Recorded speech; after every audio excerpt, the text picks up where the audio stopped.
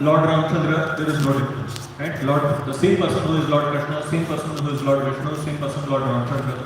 Right? So all of them are Vishnu Tattva, which means that all of them, it is said in the very wonderful scripture called the Brahma Samhita, Deeparshireva Hidashantaramabhipetya, Deepayate Viruta Hetu Samana Dharma, Yastra Devancha Vishnu Taya Vibhati, Govindamadi Purusham Tamaham Bhajami.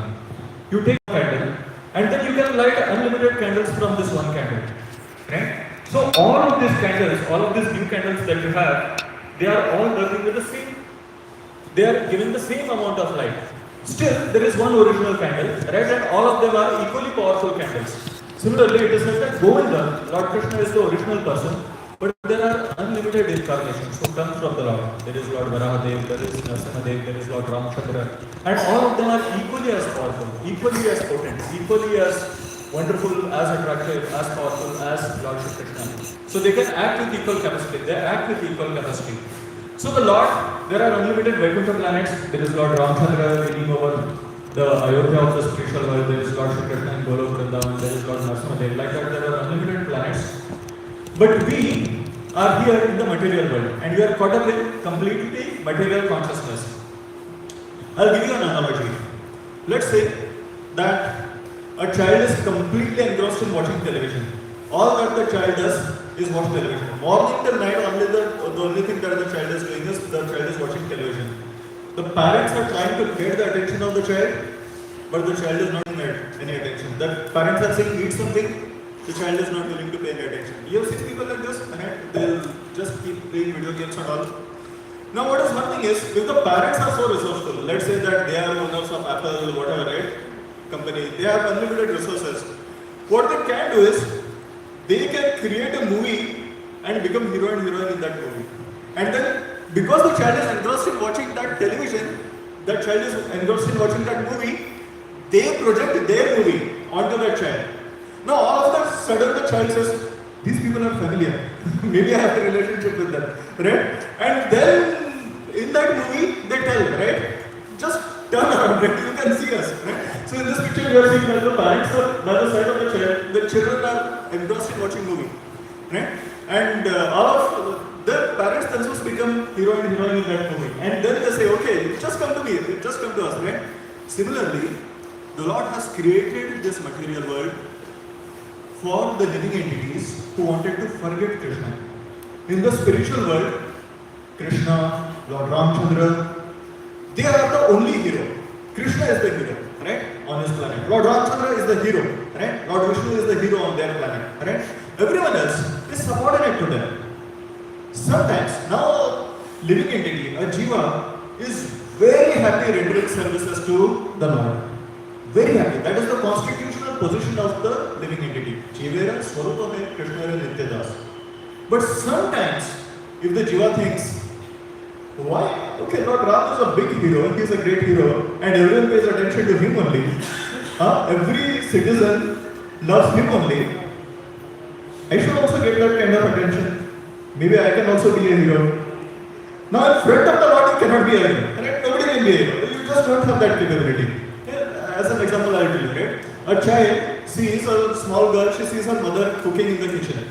Right? And seeing that my mother is expertly making laddus, chapatis, this, that, the child feels, I should also have my own kitchen, I should also cook on my own. Now the child cannot be allowed to play with fire. It's a small child, 3-year-old, 4-year-old child, right? They cannot be allowed to play with fire. What will the mother do? Mother will say, beta, here is a toy kitchen unit, right? It has a small gas burner, it has small cooker, it has small everything, right? You play with it. The child is very happy, right? Now it can imitate her mother, right? So the child is very happy. She will make cakes, she will make chapatis, this, that. When it is time to eat, this is not satisfying the child, right? So what does the child do? Child goes back to the mother, right? I need to eat your cooking only, right? Similarly, the Lord, when the living entity wants to imitate the Lord, right? They want to be heroes, I want to be this, I want to be that, right? The Lord puts them in a temporary playhouse, right? That is called this material world. Now in this material world, it is just like the child watching a movie. Sometimes the child watches horror movies, gets very scared. Right? In reality, you can see, right? There are horror scenes all around. Right? Sometimes the child watches some romantic movie, imagines that they are the hero, right? Whatever. Right? And in this world also we see that. Right? There are so many things, right? There are so many things that the child can keep watching. Sports, become king, this, that, right? Everything you can see in the movie.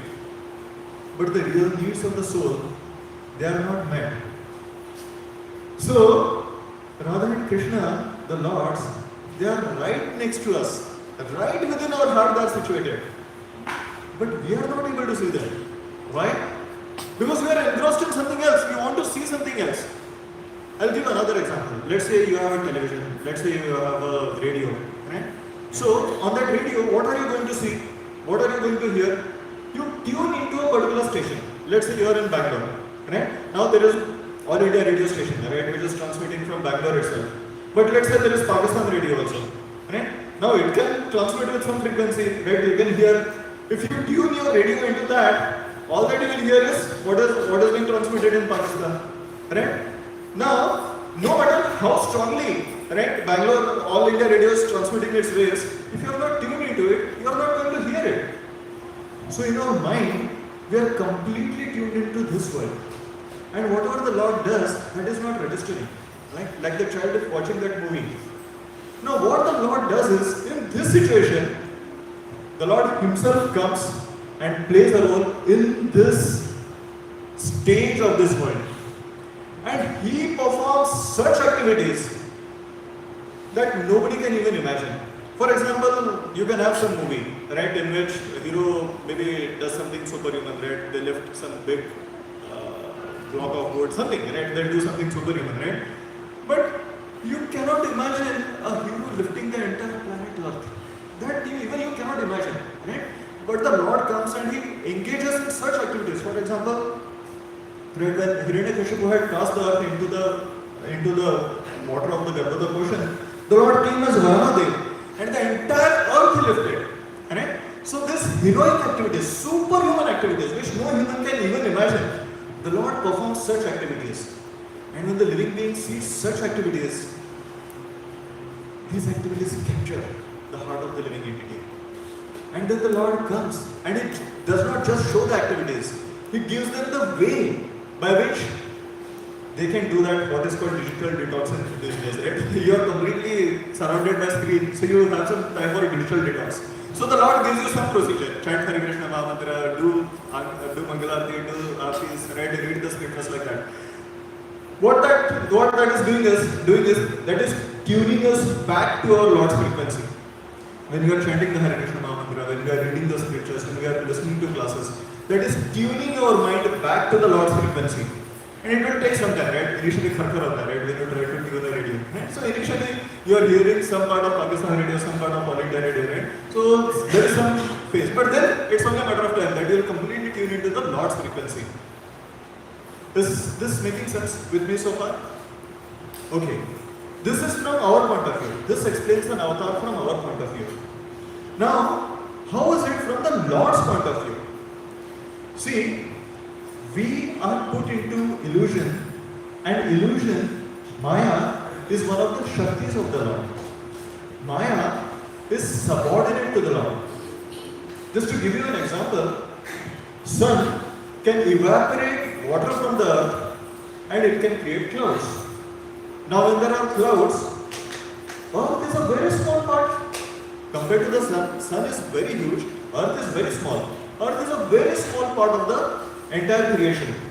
And clouds are even smaller than the earth. Clouds cannot cover the sun. Clouds can cover our vision of the sun, because of which our vision of the sun gets blocked. Similarly, Maya is like a cloud. It's a creation of the Lord only. Just as clouds are a creation of sun only, but these clouds block the vision of the sun. Similarly, Maya is an energy of the Lord, and Maya blocks our vision of the Lord. But Maya cannot cover the Lord. Just as clouds from the earth cannot cover the sun, Maya cannot cover the Lord. Sometimes people wrongly think that when Lord comes as an incarnation, right, as Lord Krishna, as Lord Ramchandra, they fall into Maya. Actually, that is not a fact. Sometimes people think that they get subjected to the laws of karma. That is not a fact. Lord is superior to all of the laws. Lord is superior to all of his energies. He is never subject to Maya.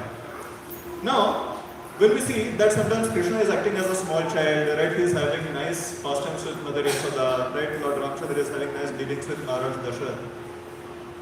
Is it that they are just acting? So, you see, how many of you have acted? How many of you have acted on stage? Right? Some of you are really accomplished actors as far as I know, right? So, when you get into a particular role, you just immerse yourself in that role, right? You start acting really, you feel that you are that person only, right? Whatever role you are playing, right? You really get into that act. But do you stop being, for example, you may be working somewhere or whatever, right? You don't stop being yourself, right? Your energies, whatever your capacities are, your capabilities are, you don't lose all those capabilities when you are playing that particular role. Similarly, when Lord Krishna is with us, is coming as an incarnation, when Lord Ramchandra is coming as an incarnation, they are playing a particular role. They get completely immersed in that role. So when Maharaj Dasharatha is, Lord Ramchandra is having some activities with Maharaj Dasharatha, he is actually feeling like he is the child of Maharaj Dasharatha. At the same time, he is not losing his power as the Supreme Personality of Godhead. He is not losing his Vishnu potencies, powerful powers as Lord Vishnu. So, Lord does not lose his power. Thank you.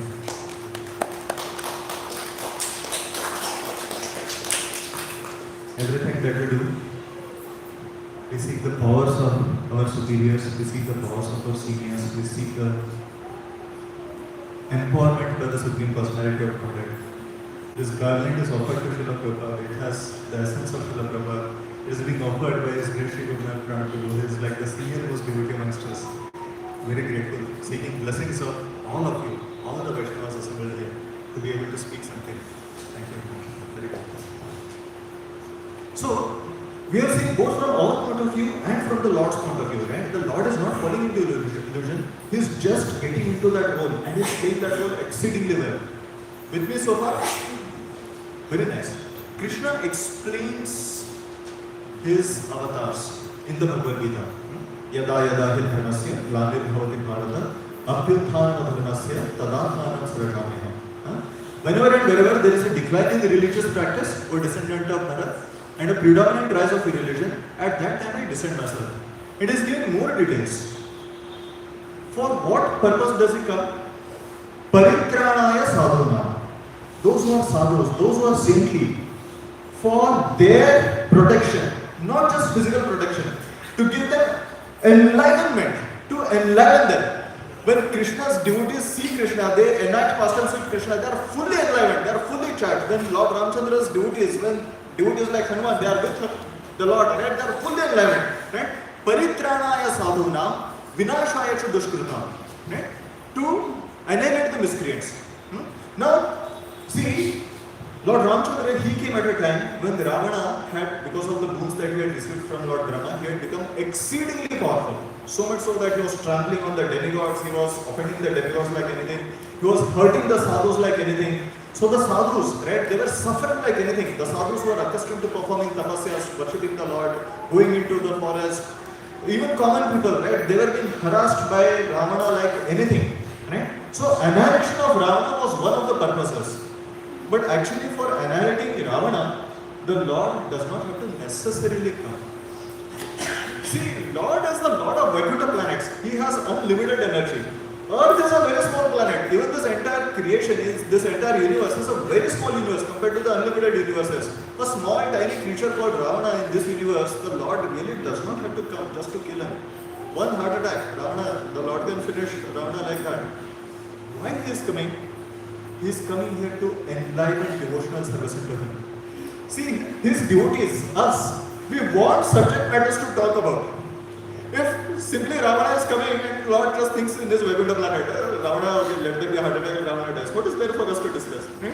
But the Lord comes. He acts as one amongst us.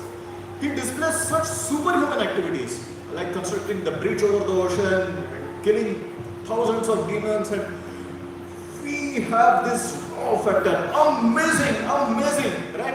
And we get so many subject matters to discuss. He enlightens devotional service whenever he comes.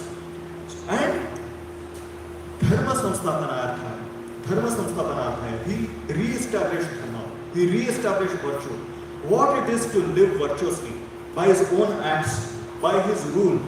He re-establishes Dharma. So Lord Krishna, when he came, he re-established Maharaj Yudhishthir as the king, so that there could be a dharmic ruler. Lord Ramchandra, right? He came, he established Vibhishan as the king of Lanka instead of Ravan, right? He himself acted very dharmically. So that is establishing Dharma. One aspect of Dharma is in our personal conduct, and the other aspect of Dharma is establishing norms in the society, establishing systems in the society by which people can live a nice, prosperous, dharmic life. So the Lord establishes both Dharma in both of these aspects whenever he comes. And what is the result of understanding the Lord? The very next verse, the Lord says, Janma karma cha me divyam evam yo veti tatvatah tyaktva deham punarjanma naiti mameti suarjuna. One who understands tatvatah in principle, what we are discussing is the principles by which the Lord makes his descent. One who understands that the Lord is never subject to the laws of nature, the Lord is never subject to Maya, the Lord is always, he always maintains his supreme spiritual position. One who understands this tattva, Janma karma cha me divyam. His birth is divine. His birth is not like that of an ordinary child. His birth is divine. His activities are divine. Janma karma cha me divyam. Evam yo veti tattvatah. One who understands this in truth. Tyaktva deham. When that person leaves this body, tyaktva deham punarjanma naiti. That person will not take birth again. Right? Tyaktva deham punarjanma naiti mameti suvarjana. Right? This is what the Lord is declaring. 3 consecutive verses we discussed. And with that, let's get into the Ramayana, the activities of Lord Ramchandra. So, Valmiki was a very great sage, and he had an inquiry within his heart. What was that inquiry? He asked, who is truly virtuous and heroic? Who is, in this world, who is most virtuous and heroic? What a nice question. You see, every book, every scripture has a defining question. At the beginning of Bhagavad Gita, Arjuna asks Lord Shri Krishna, what is my duty? He was in a very confusing situation. He didn't know what to do. And in that situation, he asked Lord, my dear Lord, please tell me what I should do. What is my duty? So the guiding question for the Bhagavad Gita is, what is dharma? What is duty? And the guiding question for Ramayana is, who is a hero? How does a real hero act? How does he walk? How does he face various circumstances that come in life? Right? Who is a hero? And Valmiki poses several questions. Right? These are the qualities that a hero should possess. Right? He should be most powerful, Viryavan. He should be extremely valorous. Not only valorous, he should know the duties and laws of righteousness, right? He should be a dharmagya, right? He should be extremely grateful for even the smallest of good deeds. For the smallest of things that somebody does for the Lord, Lord says in the Gita also, Niyam vikramana ashasti pratyavayana vidyate swarpamapyasya dharmasya trayate mahatobaya. One day a person is taken to Yamaraj, and Yamaraj, out of compassion, he asked this person, my dear child, you could not bow down your head to Lord Krishna even once. You could not chant Krishna's name even once. Even once if you perform these activities, you will not have to see me. Right? So, even the smallest of things, right? Smallest of good you do for the Lord will amplify like anything. We have such virtuous people, right? Right here sitting in front of me, we have Prabhu, who is a wonderful engineer in Google. Right? But he is rendering such simple services, setting up the microphone and all, right? All the devotees here, right? They are all the devotees, right? They are out of their good nature, right? They are rendering such wonderful services. Even if you turn a small screw for the Lord is so kritagya, right? Kritagya. He will never ever forget anything that you have done. Right? He is always true to his word. Satyavakya. Unwavering in his promise. Dhrudabrata. Perfectly composed and of noble character. Charitravan. Entirely non-envious. Anusuyata. Completely free from any kind of envy. And we will see, right, how the Lord manifests all of these qualities. Well-wisher of all the living entities. Who is that person? who wants to do good for the person who is doing harm to him. Only Lord Ramchandra does that, right? Only the Lord does that. Only the Supreme Personality of Godhead, right? They have that nature. That they really want to do good to the people who are trying to do harm to them. One who is truly learned and intelligent, Vidwan, Samartyavan. His competence is beyond question. See, after Lord Ramchandra got married to Mother Sita, for 12 years, he was taking increasing role in the administration of Ayodhya. What qualities he had? What qualities he had? When you would go on battle, see Ayodhya, the name Ayodhya means that city which cannot be conquered by Yuddha. That city which cannot be won over by Yuddha. That is Ayodhya. And Ayodhya was famous for two things. One was the extremely virtuous ruler as well as common people. And the other thing was extremely powerful warriors. It was coming down in the line coming from Lord Suryadev himself, right? Sun god Vivasvan from Ikshvaku. In the Ikshvaku dynasty, there have been so many valiant kings. And these generals, they were also so long-lived. They have seen so many valiant kings. And when Lord Ram would lead his army, he would lead the army from the front. And all these generals, right, they would accompany Lord in various formations, in various battles. And then they would go and tell Maharaj Dasharatha, we have seen so many valorous kings. There has not been, there will not be a warrior like your son Lord Ramchandra. The way a mighty wind will blow away dry grass, that is how Lord Ram would scatter his enemies. Competence beyond any kind of doubt. Samartyavan, uniquely handsome, uniquely charming, so beautiful to look at. Lovely eyes, lovely formed limbs, every body, luster of skin.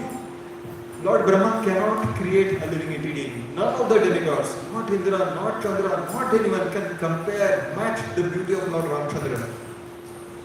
Complete control over his mind and senses. One who has subdued his anger. Very nice term that is used. Jita Krodha. Does not mean that the person will not become angry. It means that the person is able to control his anger. He can bring in anger when required, and he can be extremely peaceful the very next moment, depending on the need of the situation. Jita Krodha. Radiant personality. Dyutima. Even the gods fear him when his anger is aroused. What kind of a person this is, right? What kind of a hero this is, right? And what kind of questions Valmiki is asking. And in the response to this, Narada Muni briefly describes the character, the pastimes of Lord Ramchandra, which Valmiki nicely captures. In fact, very soon after Narada's visit, Lord Brahma visits him. There is a nice story, we don't have time to get into all the details, but there is a beautiful meter in which this Ramayana was composed, and Valmiki Rishi got the inspiration to do that from the incidents of his life. Why did the Lord appear? Paritranaya sadhunam vinashaya dushkritam. His most virtuous devotee, Dasharatha, was praying for a son. And at the same time, the demigods were praying to the Lord. They were so harassed because of the powers that Ravana had gained. Lord Ravana was so arrogant. He used to torture, humiliate the demigods like anything. And he had obtained such powers that demigods were completely harassed. In that helpless situation, they took shelter of Lord Vishnu. At that time, Maharaj Dasharatha was performing a yagya, the Putra Kamashi yagya, in order to get a son. Now when the yagya is performed, we invoke the various demigods, we call the various demigods. So all of the demigods, they had come in the sky, hovering above Maharaj Dasharatha's performance of yagya. Now let's say, you have come for some, in your society, you have come for some meeting. And it could be the birth ceremony of some child in your society. You are all gathered. But then there is some problem that is troubling you in that society. Everyone in that society is facing some problem. Let's say the garbage is not getting cleaned, or let's say you are not getting water. So when you come and gather for this function, what do? You start discussing your problems. Oh, money nahi aa raha hai, So the delegates, they started discussing amongst themselves. So this Ravana is creating so much trouble for us and all of that. And they said, okay, let us all take shelter of Lord Vishnu. As soon as they started praying to Lord Vishnu, The Lord immediately came in front of them. They had just offered 1 or 2 verses, right? But as soon as they started offering this prayers to Lord Vishnu, immediately the Lord came in front of them. Point is, the Lord is so eager to bestow His blessings upon these devotees. All that devotees have to do is call upon Him. As soon as they started offering prayers, the Lord came. Catch you. What do you want? Okay, you want? Okay, I will myself come. And this entire hordes of Rakshasas, I'll unhand it in just a matter of time. Dashrath is praying for his son, I will become his son, and I will unhand it. Right? So the Lord took 4 forms. Right? He, from this yajna, a nice Purusha came, he gave payasam, and the Maharaj Dashrath, he nicely divided it amongst 3 of his principal queens. It is said that half of it he gave to his eldest and senior most queen, Kaushalya. The remaining half, that is 1/4, he gave to Sumitra. Because he was acting, everything that the kings would do, that was in terms of dharma, right? So in terms of seniority of the queens, he was saying, he was distributing. So half of it he distributed to Kaushalya, half of the remaining, that is 1/4, he distributed to Sumitra. Then half of the remaining, that is 1/8, he gave to Kaikeyi. And then he was thinking to whom he can give the remaining 1/8, that was remaining. And just because of seniority, right? Largest portion should be given to the senior most queen, which he had given to Kaushalya. Second largest portion he wanted to give to Sumitra. So he gave the remaining 1/8 portion again to Sumitra. And so because of this, in a matter of time, 4 beautiful children with wonderful qualities were born to Maharaj Dashrath. The eldest, most effulgent of them was Lord Ramchandra. Sumitra had 2 twins, Lakshmana and Shatrugna. And Kaikeyi had a beautiful, illustrious, wonderful son named Ravi. As the children were growing up, they were the pride of their dynasty, pride of their guru. Everything that was taught to them, so nicely they would learn.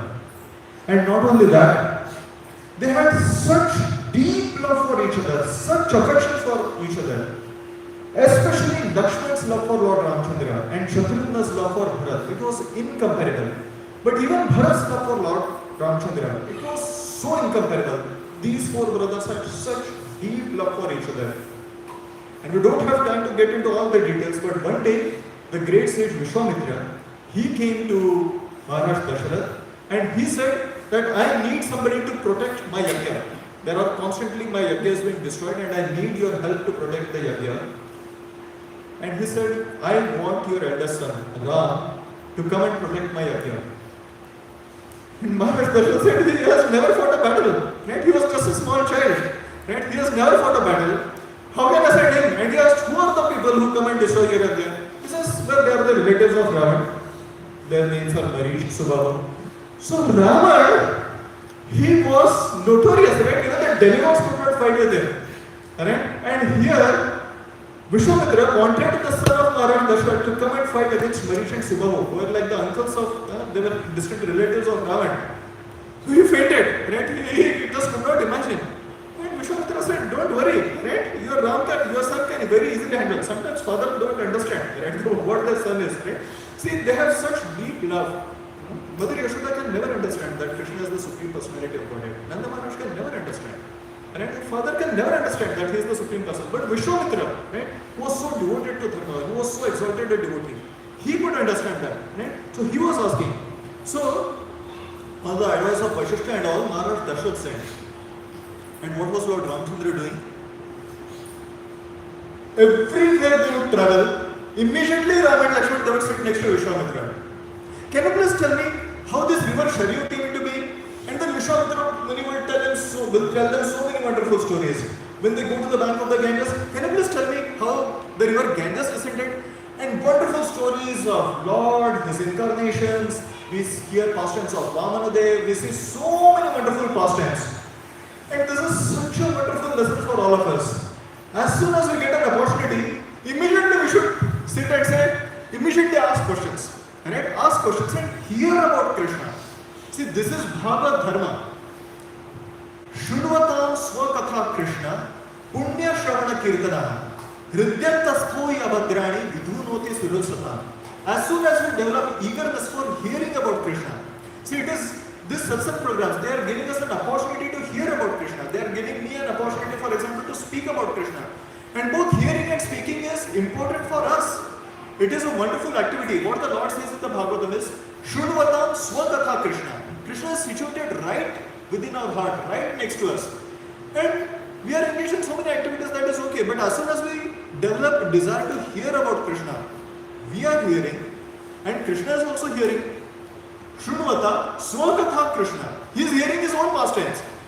Punya Shravana Kirtana. This activity of hearing, this itself is the most virtuous activity. Punya, right? People want punya, right? The most pious activity is actually simply to hear about Krishna. Punya Shravana Kirtana. And what does it do? Hridyantastoi abhadrani. All the inauspicious things which are there within our heart. Vidhunoti surusatha. Just as we develop a desire to hear about Krishna, Krishna cleanses everything inauspicious within our heart. He himself purifies our heart. When he takes charge of something, nobody can stop him. Right? So just by this act of hearing, right, we can make our life perfect. That is why whenever we get an opportunity, we should just go on hearing. Another very wonderful pastime. As soon as they would get an opportunity, Ram and Lakshman, what they would do is, they would go and start rendering service to their guru, Vishwamitra. He was their devotee. Right? So, many times people ask this question, right? And it is important for us to understand, what is it that devotees get from Krishna? What does Krishna give to his devotees? Krishna says in the Bhagavad Gita, Ye yatha mam prapadyante tams tathaiva bhajamyaham. As people approach me, I reciprocate with them accordingly. There are many people who go to Krishna and ask him for something material. Right? I want this kind of enjoyment, I want that kind of enjoyment. And Krishna says, nice, take it. Right? He gives it. At the same time, so see, there is a whole system, right, in the Vedas that is called Karma Kanda. Karma Kanda rituals are actually for elevating yourself to heavenly planets where you can have nice forms of enjoyment. Or basically having a nice, enjoyable life in this life. And Krishna will grant that if that is what you approach Krishna for. Right? Those who want knowledge from Krishna, they get knowledge from Krishna. Those who want varieties of yogic siddhis, all mystic powers, he is known as Yogeshwara. It is he who is the lord of all these mystic siddhis. He grants those to those people. What do devotees want? Devotees say, Krishna, I don't want any of these. What I want is you. And what Lord Krishna grants to his devotees is he himself, he grants himself to his devotees. There is nothing that you can do that Lord Ramchandra and Lakshman, they will come and they used to come and massage the lotus feet, right? Of Vishwamitra, right? In the Bhagavatam we see Maharaj Nanda, he used to call Krishna, Krishna, can you get my sandals? And Krishna, baby Krishna, who is the Lord of unlimited Vaikuntha planets, he would carry the sandals of Maharaj Nanda on his head, he would carry them. Right? What role did Krishna play in the Mahabharata war? He was acting as the chariot driver of Arjuna. He did not become a hero himself, he became a chariot driver of his devotee Arjuna. Do you know how one gives directions to a chariot driver in the middle of a battle? In the middle of a battle, you don't say, my dear Lord, please accept my humble obeisances. If you like, can you please drive the chariot a little to the right? You don't say like this, right? You kick the charioteer at one particular place. That is how the charioteer understands. Okay, you want to go here, you want to go there. That is the role that Lord plays. What the Lord gives to his devotees, that cannot be matched by anything of this world. It is unmatched. Dhruva. See, it is okay. Lord Krishna says in the Gita, right? 4 kinds of pious people, they start to render devotional service to me. Who are the 4? Artho, Arthati, Jigyasu and Jnani. Artho, those who are distressed, those who are in extreme distress, extreme misery, they start rendering service to the Lord. My dear Lord, please, can you make me free from this distress? Artho. Arthati, those who are desirous of wealth. Jigyasu, those who are inquisitive. And Jnani, right? Those who know, those who understand, right? And they want to have a reciprocation with the Lord. Right? So, we will discuss this pastime in details a little later on. But Dhruva, he was a small child. And he got insulted by his stepmother, because of which he approached the Lord. He started performing tapasya to please the Lord in order to get a kingdom greater than that of Lord Brahma. That was the kind of kingdom he wanted. But when he had darshan of the Lord, he He said, my dear Lord, I was asking for broken pieces of glass.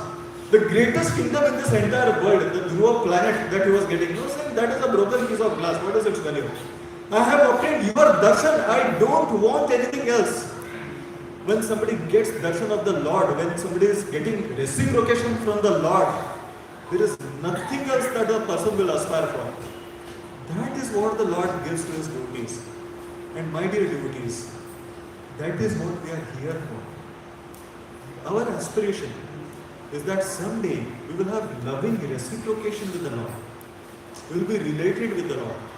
Every single one of us is related to the Lord in one or the other rasa. Somebody is related to the Lord as his parent, for example, Yashoda, Nanda, they are related to the Lord as his parent.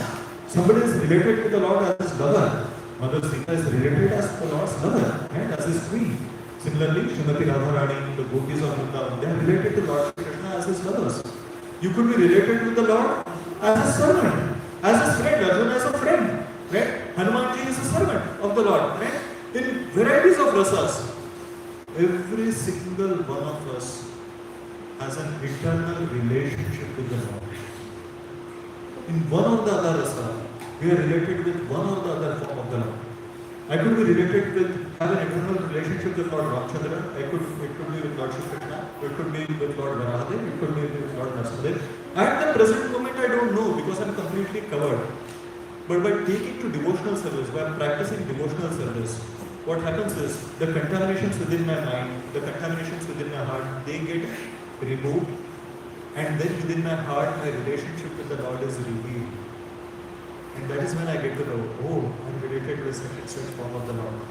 Till that time, we have to continue. Shrunuvatam Sokata, right? Continue hearing about Krishna, speaking about Krishna, chanting his holy names, performing Aarti. Navavidha Bhakti. We carry on the Navavidha Bhakti. So,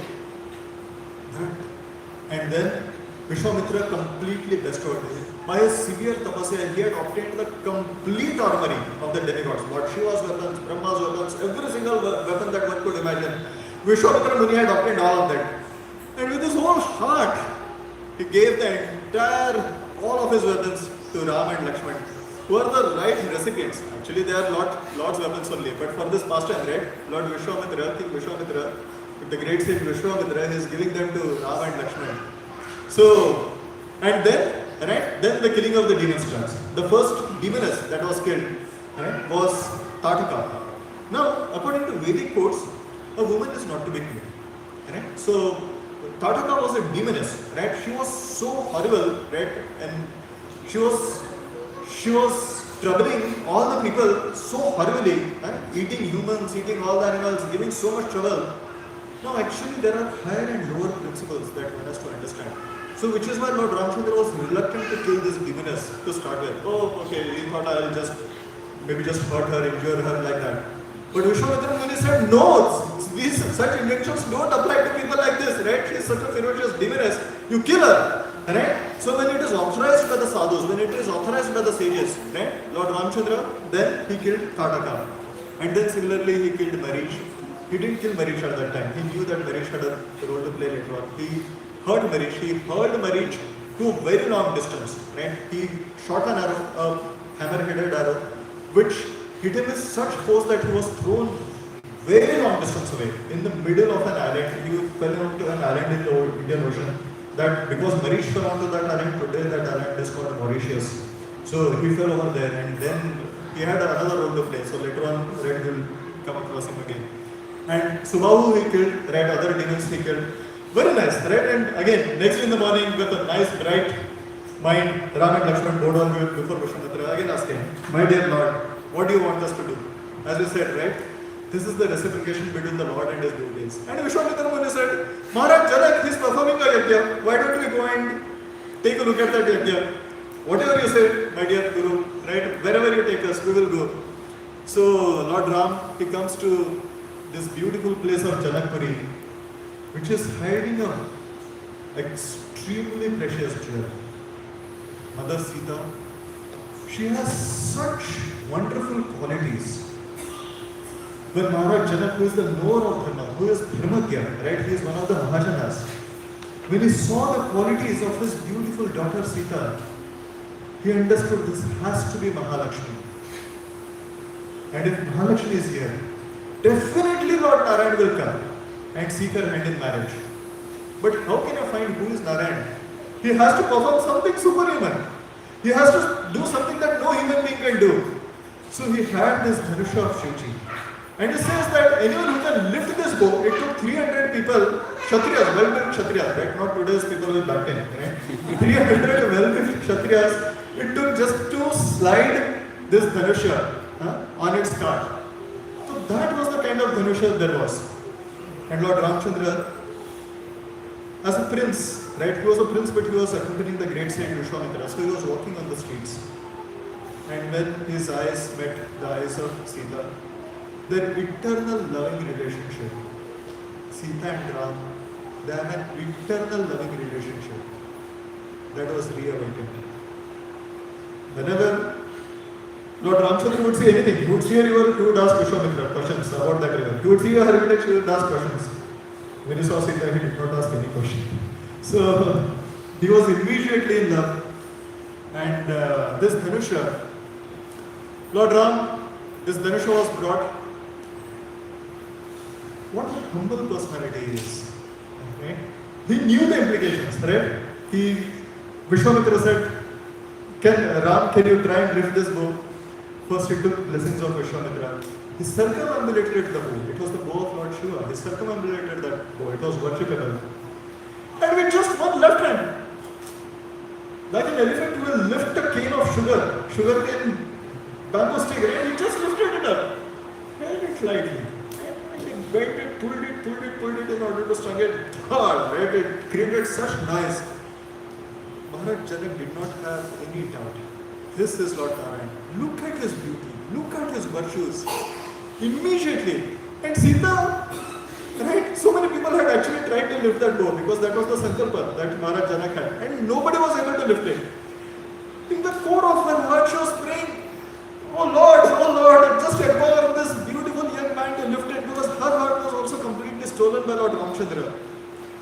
So when Lord Ramchandra broke that bow, Sita came, she garlanded him.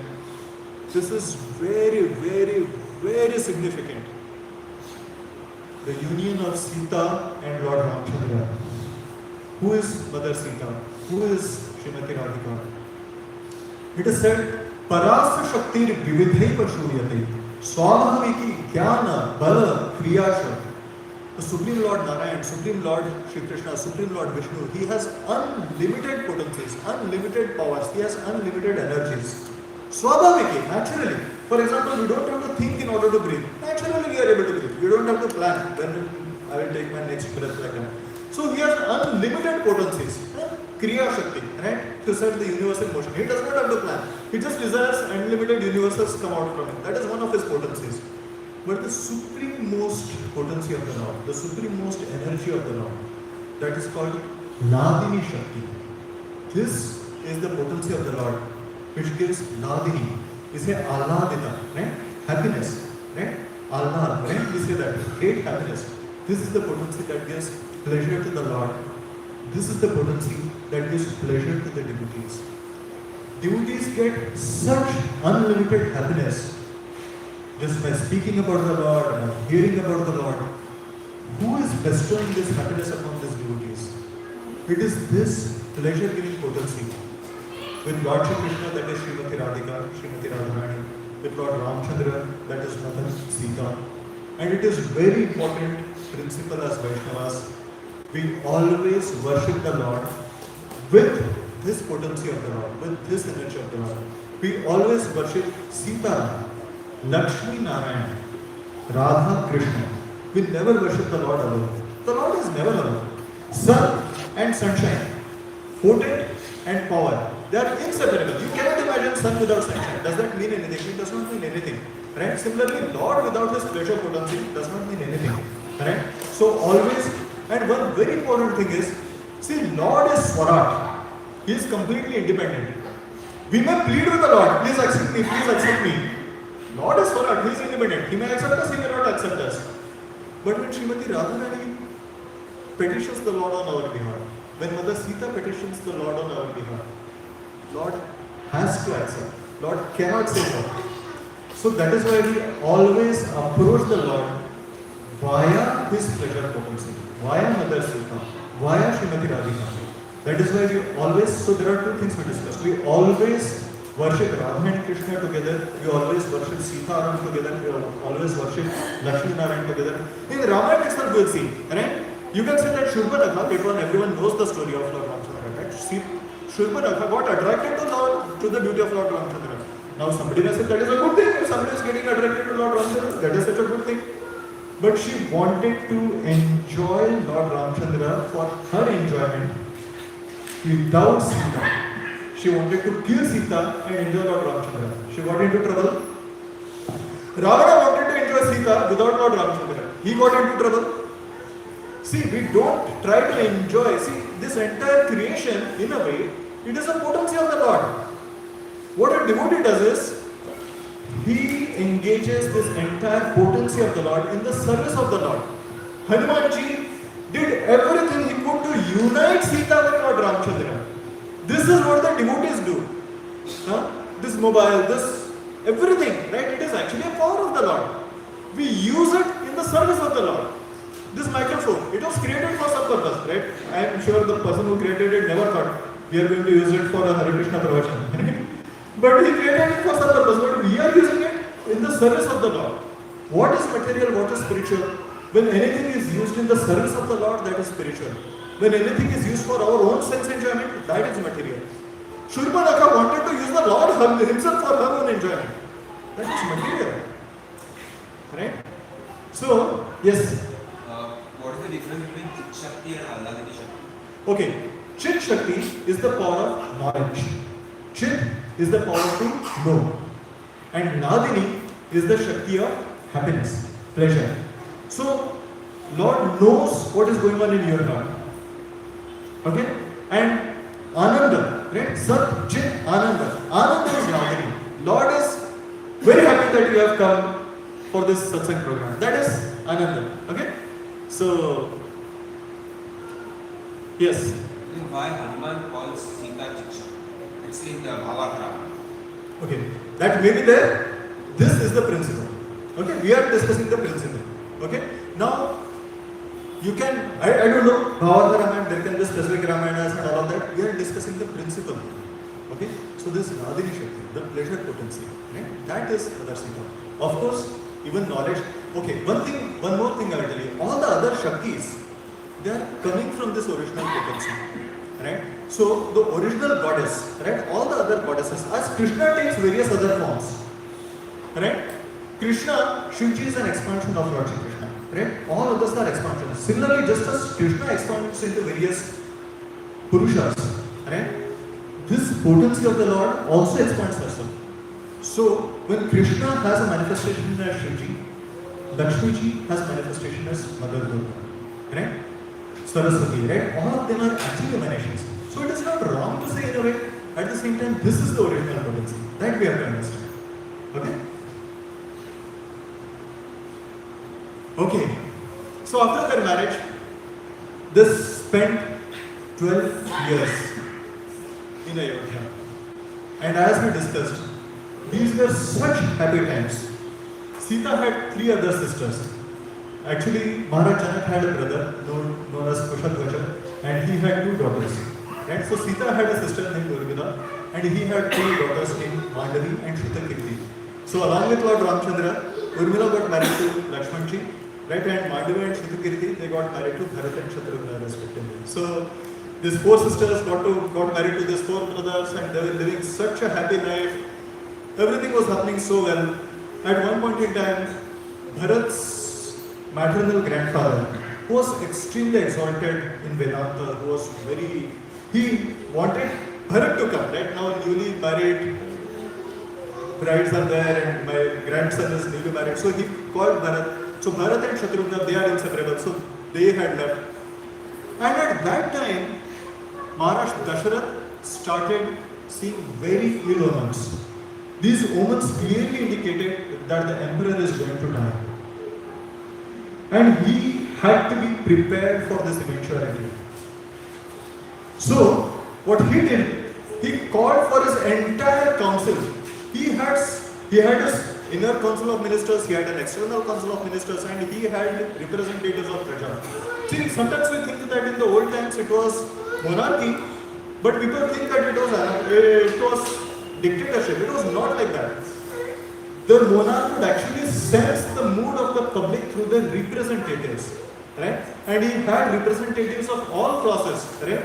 Come into his palace, and he asked them. He said that I am getting old. I have served you for 60,000 long years. Now I have become old. I am getting tired. Now it is time for me to pass the baton over to my son, and I want to take your opinion. What do you think about coronating Ram, my eldest son Ram, as Prince Regent?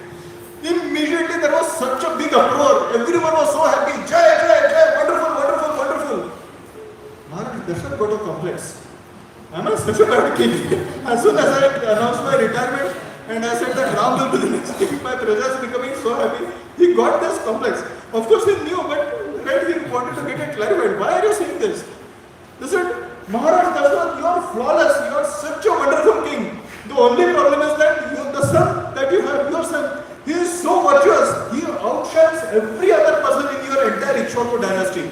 And then there is a big list of virtues that the citizens give. Lord Ram, how he is, right? Anyone in the greatest of grievance, he only has to seek his refuge. He only has to seek out Lord Ramchandra, and immediately the Lord Ram will solve his problem to such an extent that he will never ever face such a problem. When he goes for battle, right, he is so valorous, right? How he collects taxes.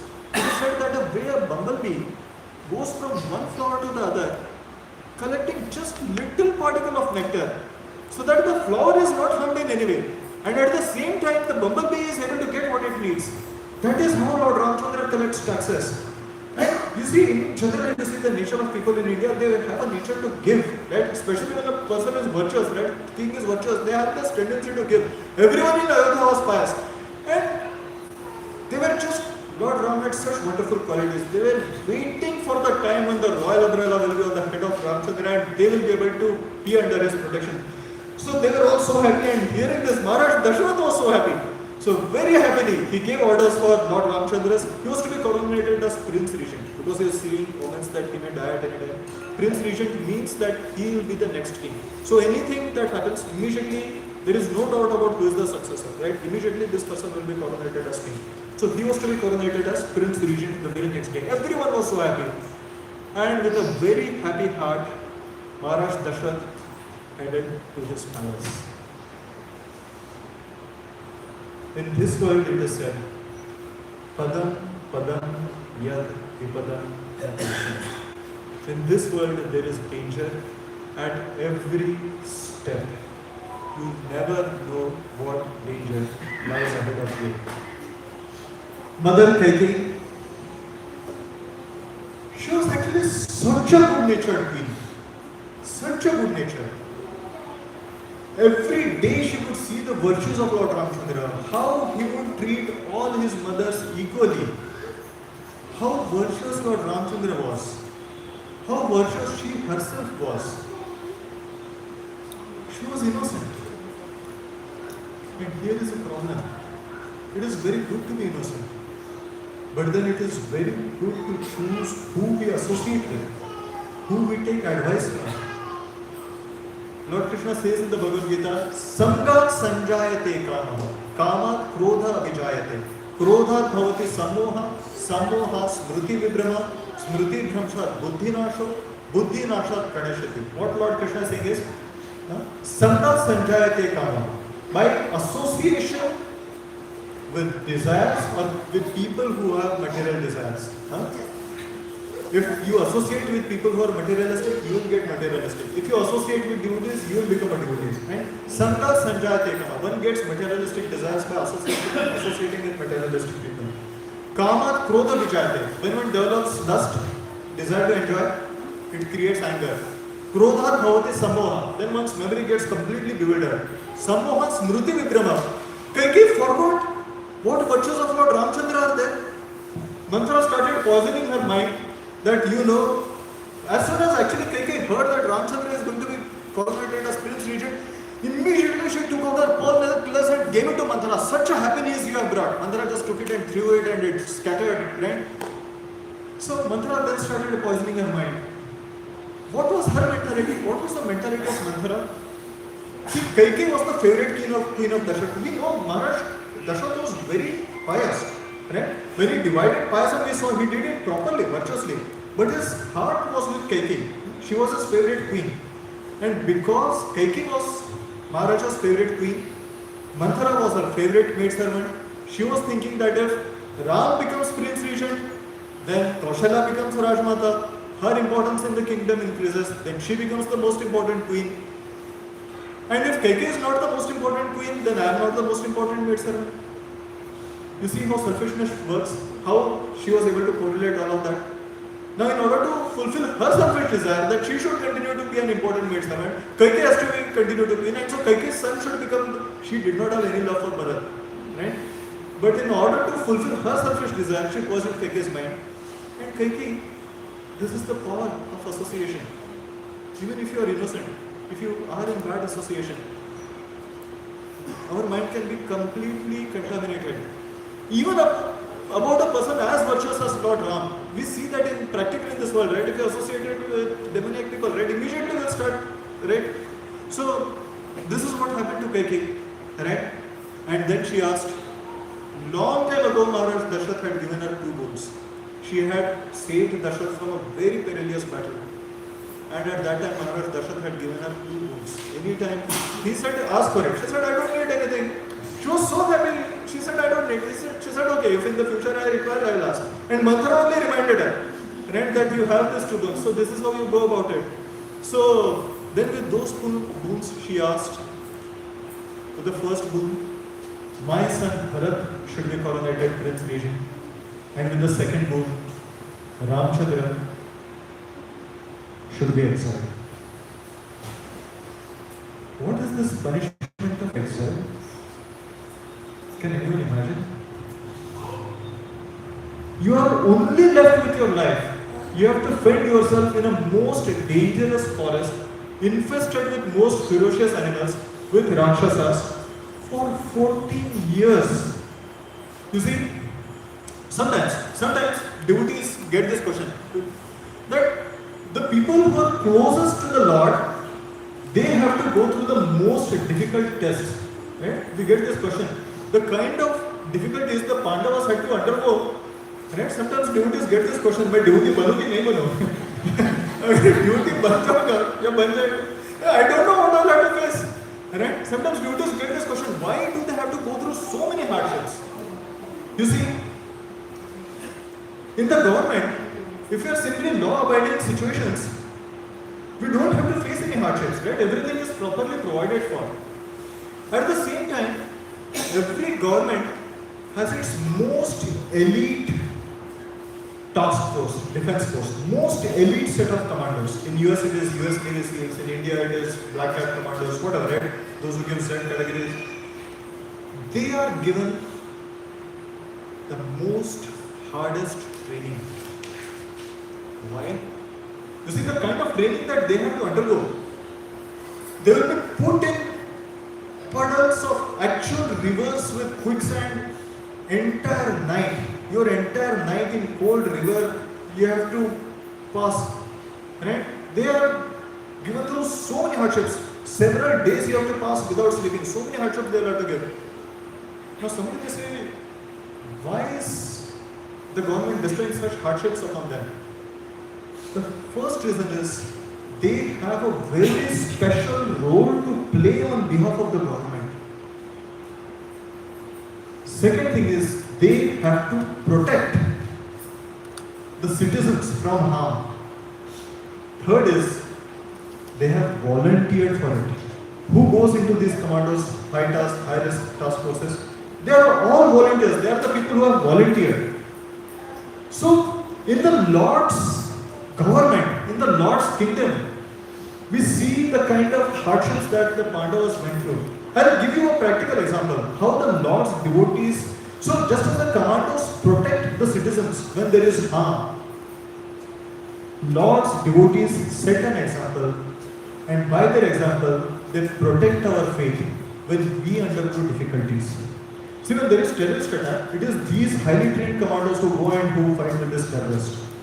when our faith is under attack, it is the examples of these devotees which saves us. I will give you a real life example. One wonderful devotee. Now, many of you have started coming to ISKCON, right? You have started becoming devotees. Some of you are already wonderful devotees for many, many years. Well, this person, he is from a Jain background. He is from a Jain family. And when he started becoming a devotee, he started coming to classes. He was liking it so much. But he started facing opposition from his parents. Oh, you are a Jain. How can you become a devotee of Krishna like that, right? And he was having a very hard time. They were giving him a very hard time. And he went and he spoke to our Guru. And he was asking him, I'm undergoing so much difficulty. They are giving me such hard time. They are troubling me so much. Like that he complained. And our Guru, His Holiness Radhanath Maharaj, he asked him, how are they troubling you? Are they pricking you with needles? They said, no. They are my loving parents. How can they can never do like that. He said, when you are sleeping, are they throwing you off from your bed? He said, no, nothing like that. Are they giving you very harsh food to eat? बहुत ज़्यादा तीखा डाल दिया, you are becoming a devotee, तो मैं तुम्हें ज़्यादा तीखा खाना खिला दूँ. No, Maharaj, cannot imagine them doing like that. He gave the example of Prahlad Maharaj. Prahlad, and we can discuss it in details, right? But briefly, right? He became a devotee of Krishna. A small child, 5-year-old child. He decided to become a devotee of Krishna. Naturally, his heart was attracted to Krishna. And his father was having him pierced by lances, by spears. He was having him thrown up from cliffs of mountains. He was having him poisoned. So, are you facing any of these difficulties? No. My difficulties are very small. If you compare the difficulties that the Pandavas had to go through, they were supposed to be kings. And they were exiled. Right? Being saying, he was fed poison. कोई गलती है? You're a teenager, right? He liked to pray pants with the Lord, right? That was his nature, right? But doesn't mean that he should be fed poison. What to speak? The entire Pandavas. Kunti was the aunt of Duryodhan. उनके daddy के brother की wife. Pandavas together with Kunti, he was trying to have them burned alive. Right? After going through all of these difficulties, finally they had the battlefield of Kurukshetra and Pandavas became victorious, then Maharaj Yudhishthira became king. After all of this, Queen Kunti prays to Krishna. After Krishna helped them through this entire battle. After that, Queen Kunti prays to Krishna. Vishan Mahavne Purushada Darshana Asat Sabhaya Vanavasa Krishrata Drudhe Neka Maharthasprato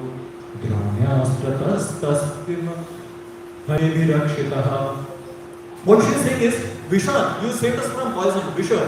Maha-Agni, you saved us from this blazing fire. Purusha, the Purushada, that is people who are minators, you have saved us from minators. Bhima had to fight against Hidimba. Purushada Darshana. Asasabha, there was Asasabha in which there was an attempt to insult Asasabha. Vanavas, they had to undergo so many difficulties in Vanavas. And then there was this battle of Kurukshetra in which so many Maharanis, Atirathis were fighting on the side opposite to Pandavas. You protected us. She is saying, my dear Lord, you protected us from all of this. Right? You are the one who protected us from all of this. And then she says something even more amazing. She says, may these difficulties come upon me again and again. Whenever I was in difficulty, we were completely helpless.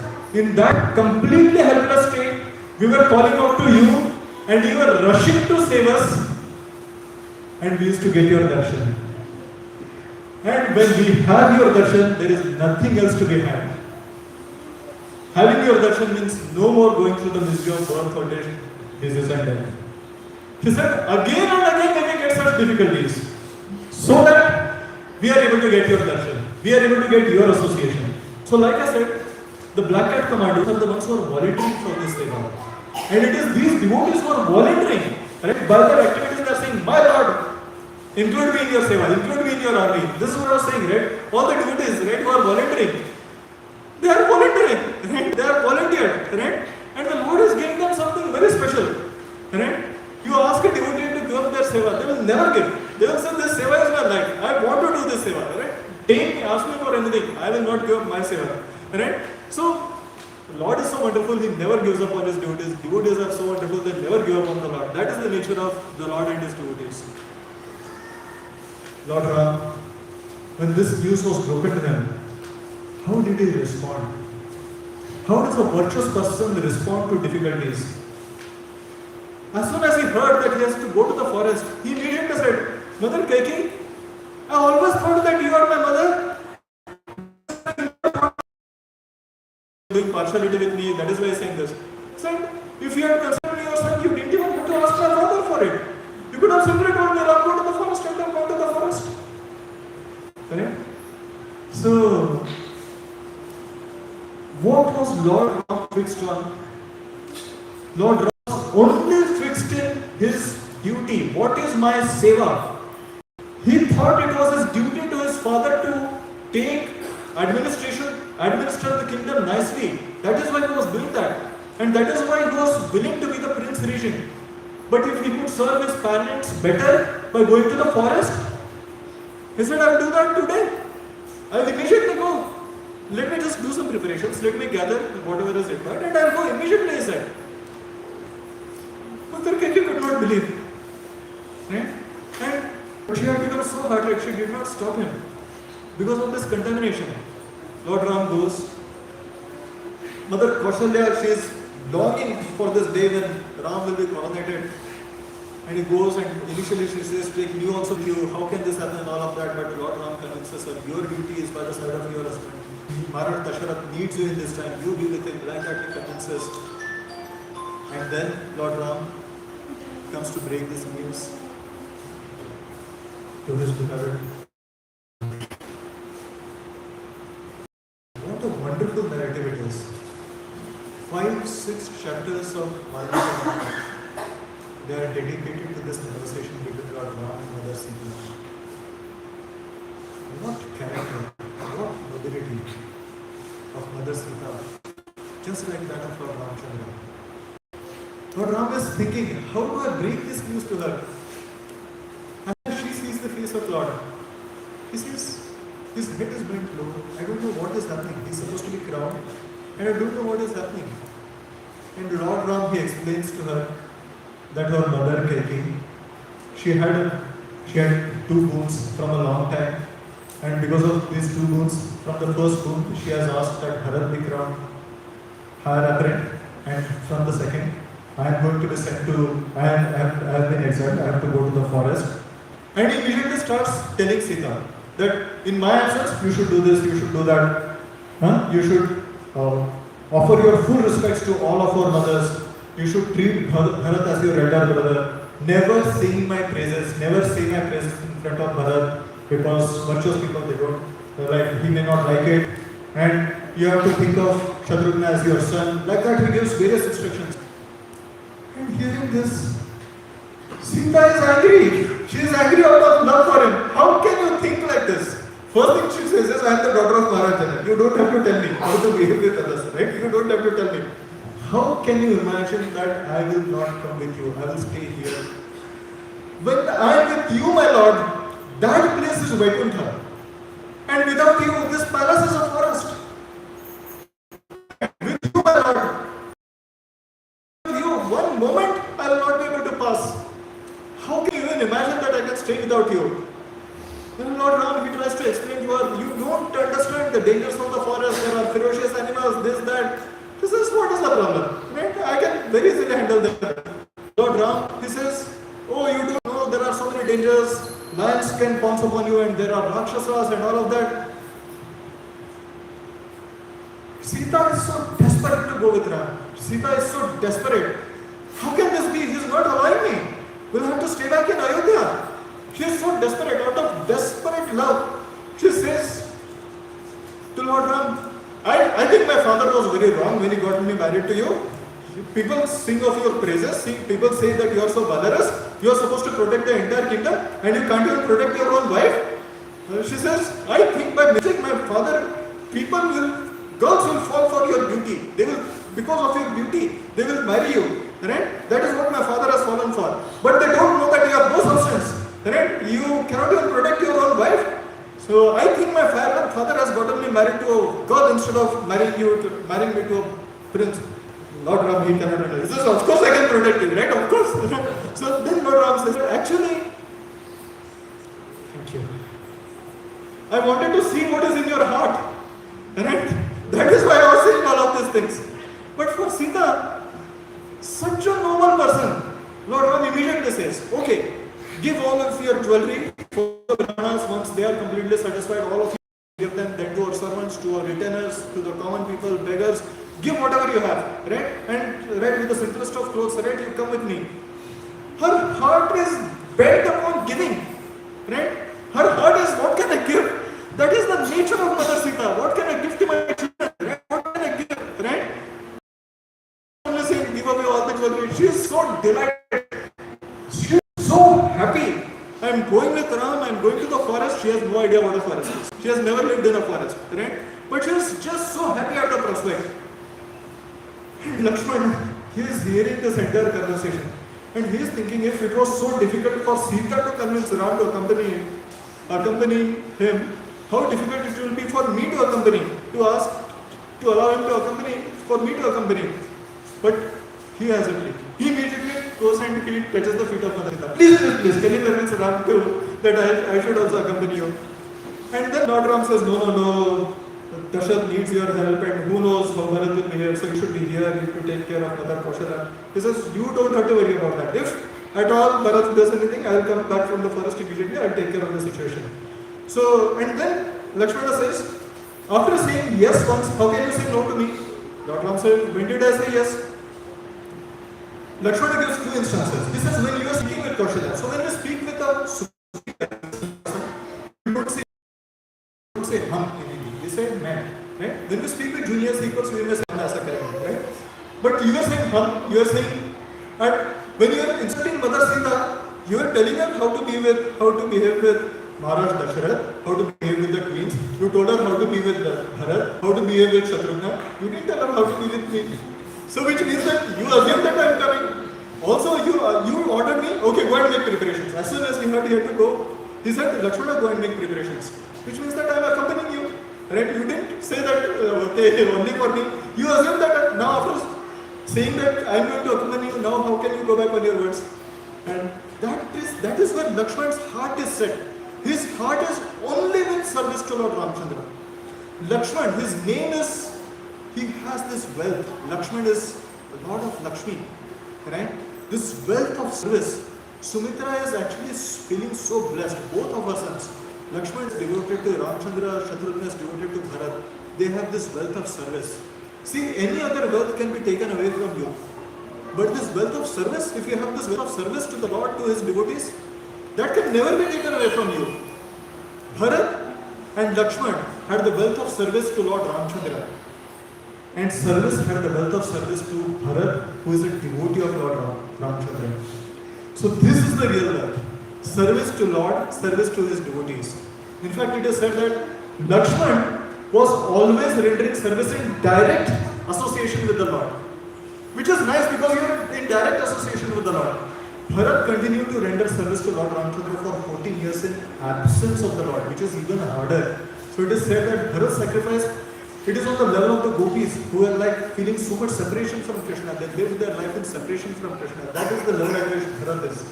So these wonderful pastimes are there, and then the lords, they take blessings from their mothers and then they depart. All the citizens of Ayodhya completely heartbroken. They want to go with the Lord. Prabhu, how much time do we have? Because how long can we go?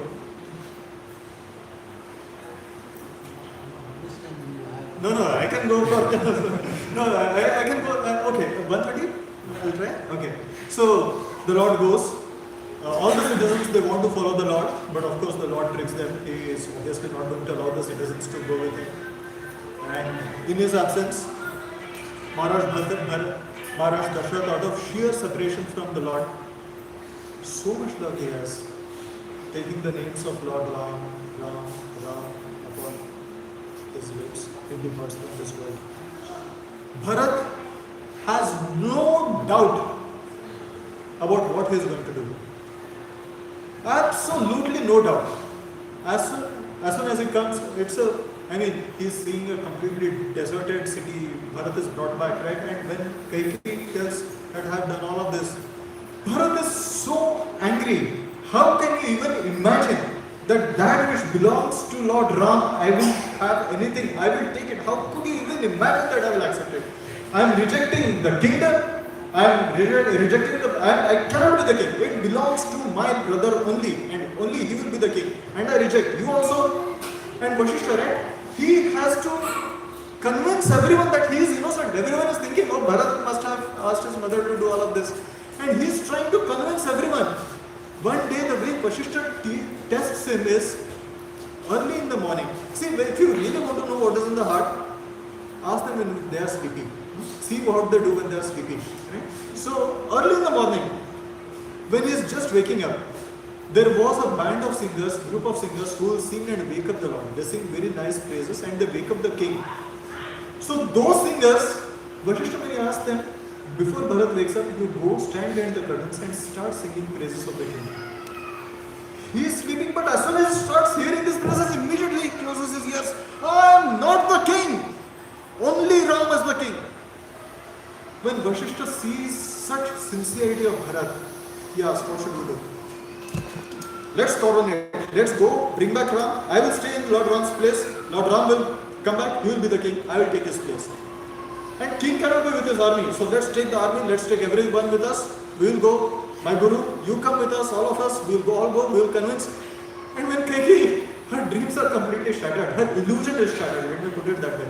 She was under the illusion that Bharat will accept it. She was thinking that Bharat will be king, and when that was shattered, she came back to her senses. Sometimes temporarily a person may come under illusion. Right? A good person may come under illusion.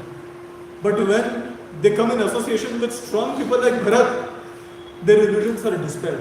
Whenever we feel we are in illusion, we should come and associate with devotees. Right? What we saw, Kaikeyi in association with Mandara, she became completely illusion. As soon as she associated with Bharat, she came back to her senses. Oh, I have done something completely wrong. She was completely innocent. With her whole heart she came to plead with Lord Ram. Please come and accept the kingdom. I am freeing. I had asked for those boons. I am freeing. Lord Ram is not going to listen. Right? Very nice conversation is there. At the end of it, so this discussion between Bharat and Lord Ramchandra, it is about succession. Who is going to be the successor? It is Bharat who wins. Lord Ram says, yes, I will accept the kingdom, but I have promised that I will be in exile for 14 years. I will complete my exile for 14 years. After that I will come. And Bharat, he says, I will serve your sandals. You bless me with your sandals, and those will be coronated as kings, and I will act as servants of your sandals for 14 years. Bharat lived in a remote village called Nandigram for 14 years. He knew that Lord Ram is sleeping on bare earth, so he dug a cave under Mother Earth, and I am always under Lord Ramchandra. Every day, the way a minister will go and report to the king, he would go and he would report to the sandals. He carried on all the administrative duties as that are required from a king, but without taking even one opulence of the king. Every day he would eat barley soaked in cow urine. That is all that he ate. Just to ensure that he is not accepting any of the enjoyment which is actually meant for Lord Ramchandra.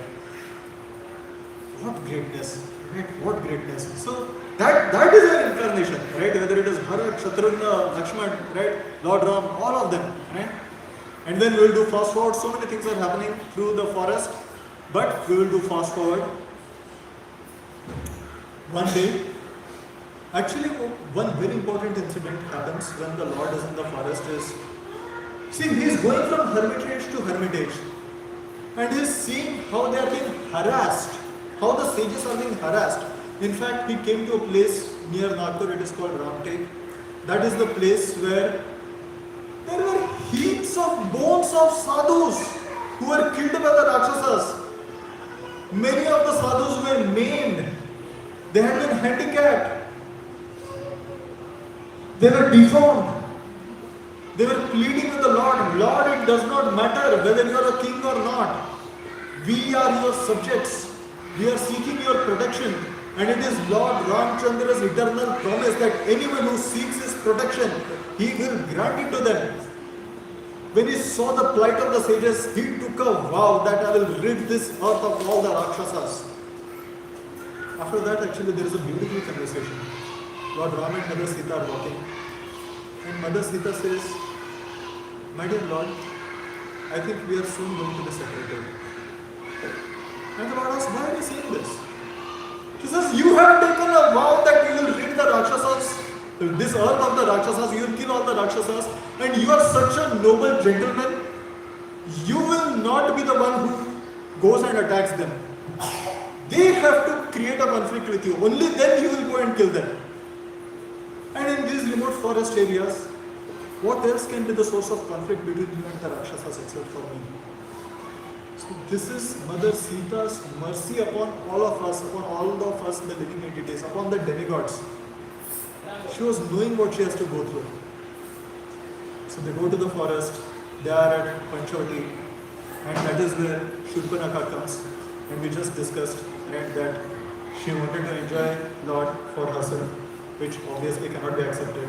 She tried to kill Sita, and immediately Lakshmana cut off her nose. That is why that city is known as Nashik. At Janasthan, very close to Panchavati, there is this place called Janasthan. So just as we have Siachen, we have very strategic places, right, which are like places of entrance into the kingdom. Ravana was ruling over Lanka, but Janasthan was a very strategic place where he had placed 40,000 Rakshasas. Some of his most powerful Rakshasas were placed at Janasthan. So, together with his brothers, right, he had very distant relatives, right? There was Khara, there was Bhushan, there was Krishirsha, and together with 14,000 Rakshasas. So, Shurpanakha, she goes and he complains that your sister, right, this is what has happened to me. And these humans, right, puny humans, this is what they are doing. He immediately says, oh, why do you worry? He sends 14 Rakshasas. Yeah, okay, go and kill these humans who have come. And no time, right? Lord Ramchandra annihilates these 14 Rakshasas. Oh, okay. With 40,000 Rakshasas, together with these powerful demons, Khara, Dushana, Krishirsha, they go in order to attack Lord Ramchandra. And they are thinking that they will make short work. Lakshmana says, my dear brother, just give me this opportunity. I am waiting for an opportunity like this. Right? Just give me a chance and I will annihilate them. No, Lakshmana. This is a battle for me to fight. You take Sita, keep her in a cave, and let me annihilate. Let me deal with this Rakshasas. One of the finest battles in the history of this world. 14,000 most powerful Rakshasas. Within a matter of 1.5 hours, it is said the way sun emits sunshine, that is the velocity with which Lord Ramchandra was shooting his arrows. Nobody could make out the entire power of Vishnu. Nobody could make out when his hand was reaching out to the quiver, when he was pulling out the arrow, when he was stretching it, when he was releasing it. Every single arrow was meeting its mark. Within a matter of 1.5 hours, entire 14,000 Rakshasas. And when Lakshmana saw, so Mother Sita was in a cave. He was not allowing Mother Sita to witness this battle. But when he saw that it was about to end, only Khara is remaining. At that time, he let Mother Sita witness the last portion of this. And she saw the battle, how her husband is fighting against this Rakshasas.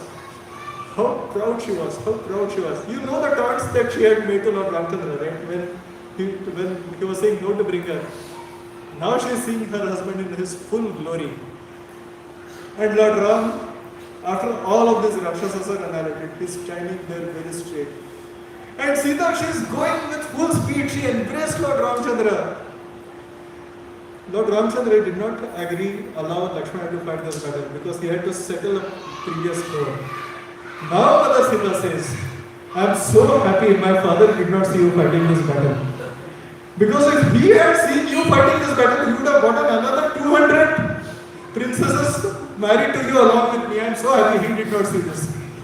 So, with her soothing hands, right, it is said that there was not one place on the body of Lord Ramchandra where we could place a finger which was not cut by the arrows of the enemies. But Lord Ramchandra, what a beautiful battle he fought.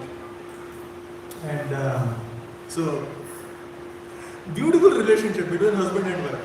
Alright? And of course, they know the danger that awaits them. Right? Mother Sita, in this situation, she sees this golden deer. Everyone knows there is no such deer. Definitely Lord Ramchandra knows. But in this situation, she is seeing this golden deer and she is saying, can you get this deer for me? Right? So Lord Ramchandra, he goes chasing after. And then he says to Lakshman, you please take care of Sita. But Sita forces him to go and help Ravana. And in that state, Ravana comes. There is such a nice conversation actually between Ravana and Sita also over there. So this Ravana is trying to lure Sita. He has gone there in the dress of a sannyasi and he is saying, do you know there is such a wonderful city of Lanka and it has so many riches. What nonsense you are talking? You are a sannyasi. You are supposed to be detached. Why are you praising the gold and all in Lanka? And he says, do you know about Ravan, the king of Lanka? He says, what are you talking? Ravana was defeated by Kartaviri Arjuna, who was another. Ravana has been defeated by several people. Vali had defeated him, Kartaviri Arjuna had defeated him.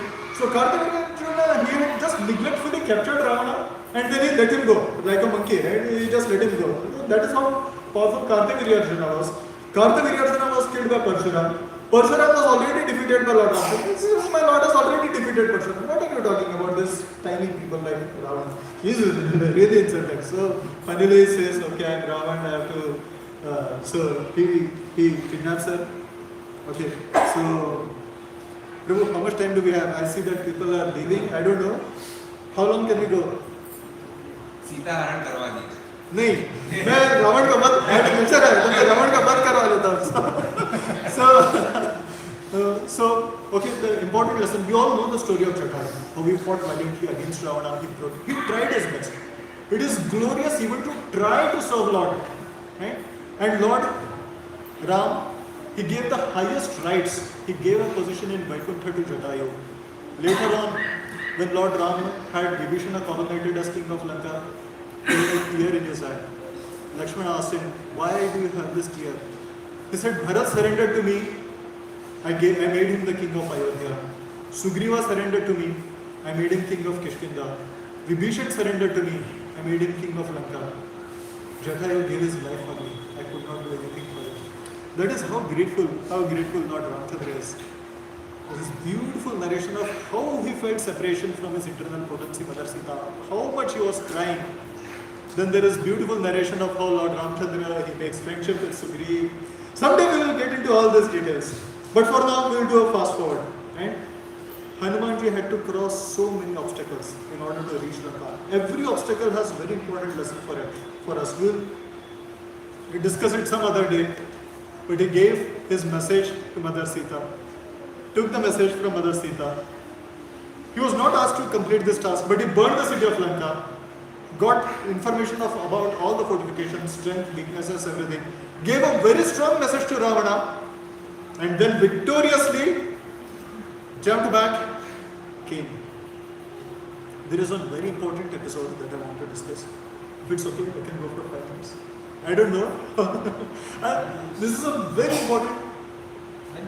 5 minutes will go. Okay, after that, one of the most important lessons from Ramayana, and that is how Vibhishan accepted Sharanagati of Lord Ramchandra.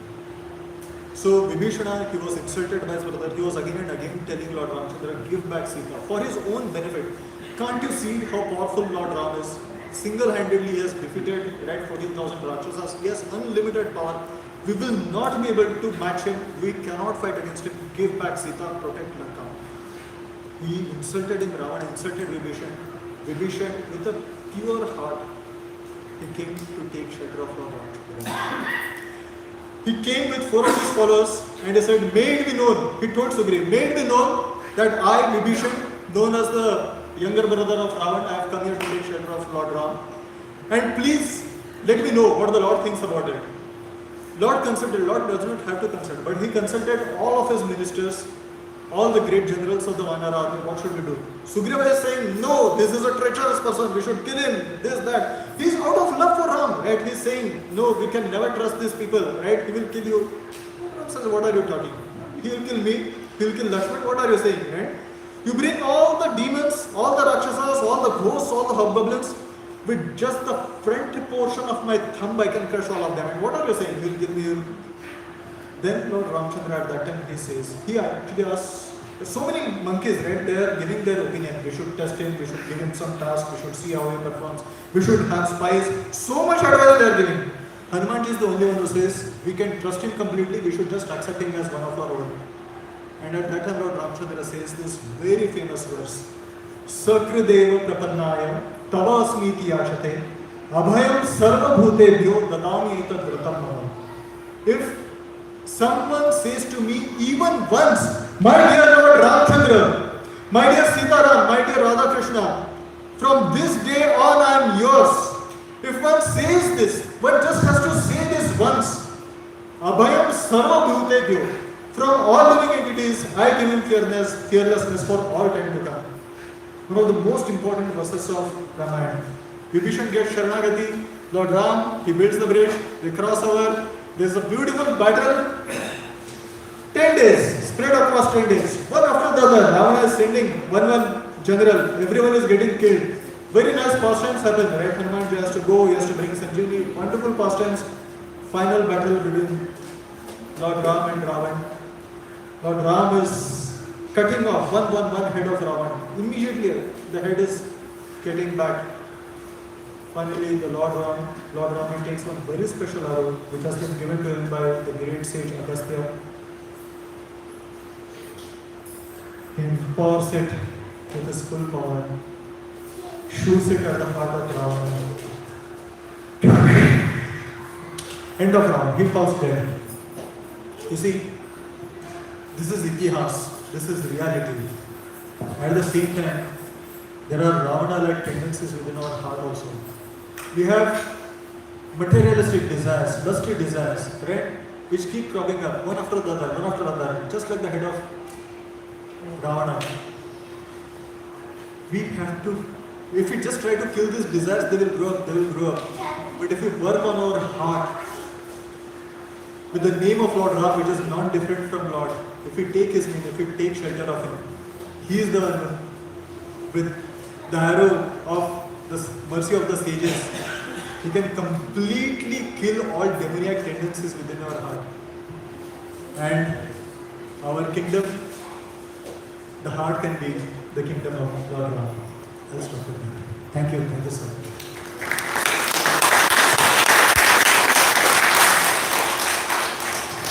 I don't know if you have questions.